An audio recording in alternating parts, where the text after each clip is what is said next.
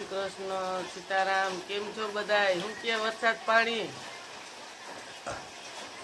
વરસાદ તો આજે રાત બધી ધોમ વેર્યો છે।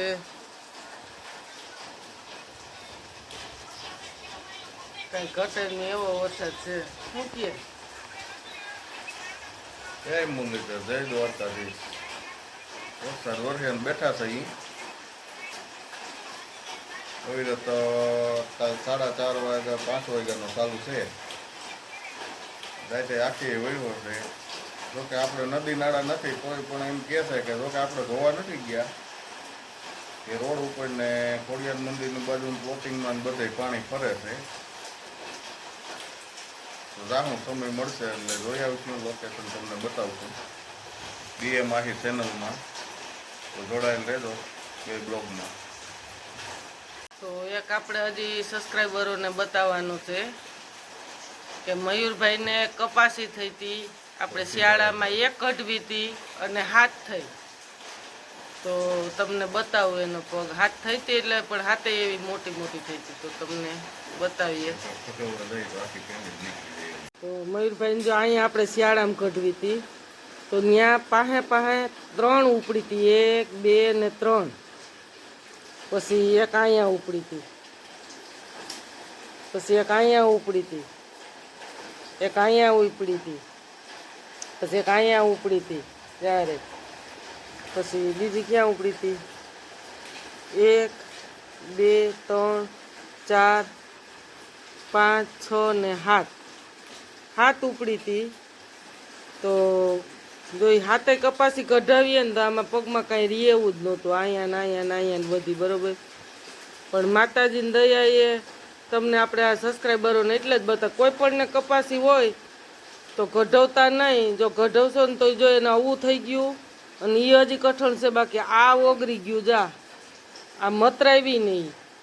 તો કેશોદ તાલુકો આવતો હોય છે ને, કેશોદ તાલુકામાં પ્રાસલી ગામ છે ને, ત્યાં એક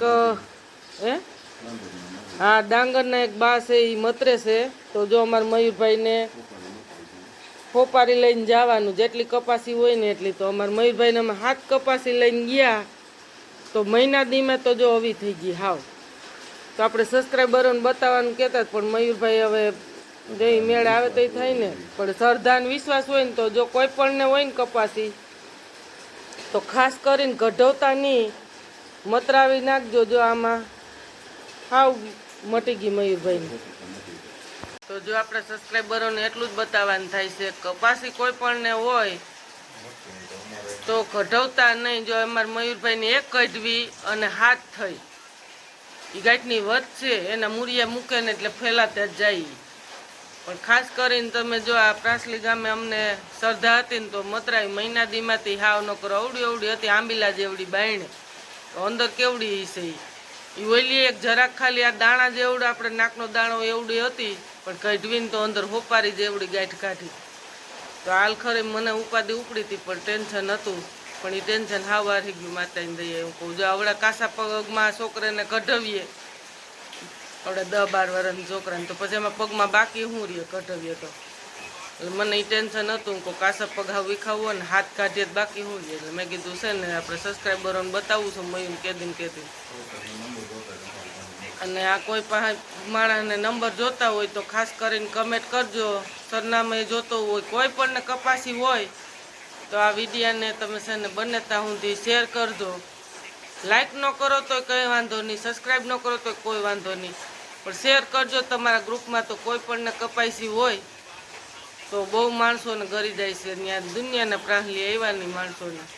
તો હજી એકવાર બોલી જાઓ, કેશોદ તાલુકામાં પ્રાસલી ગામમાં ડાંગરના ડોહીમાં મતરે છે કપાસી।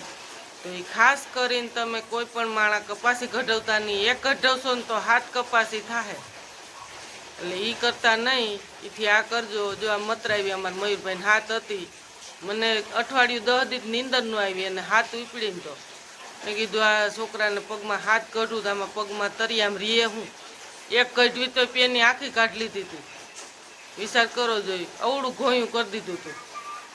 તો હવે હાથ કઢાવીએ તો એમાં બાકી શું રહીએ, એટલે મને એ ટેન્શન આવી ગયું હતું। પણ એ માતાજીની દયા કહેવાય તો સારું થઈ ગયું.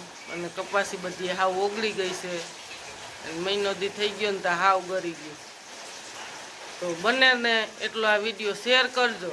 લાઈક ન કરો તો કોઈ વાંધો નહીં, પણ શેર કરજો એટલે કોઈ પણ માણસ કપાસી હોય તો કેશોદ તાલુકામાં પ્રાસલી ગામમાં ડાંગરના બા એક મતરે છે, ત્યાં હોપારી ભેરી લઈને જવાની. જેટલી કપાસી હોય ને એટલી ગણી ત્યાં જાઓ એટલે કપાસી હાવ ઓગળી જાય. અને શ્રદ્ધાન વિશ્વાસ હોય એટલે મટી જાય છે. અને મયુરભાઈને તો પગ જ નહોતો માનતો, ખાલી આંગળીયું માથે જ હાલતો.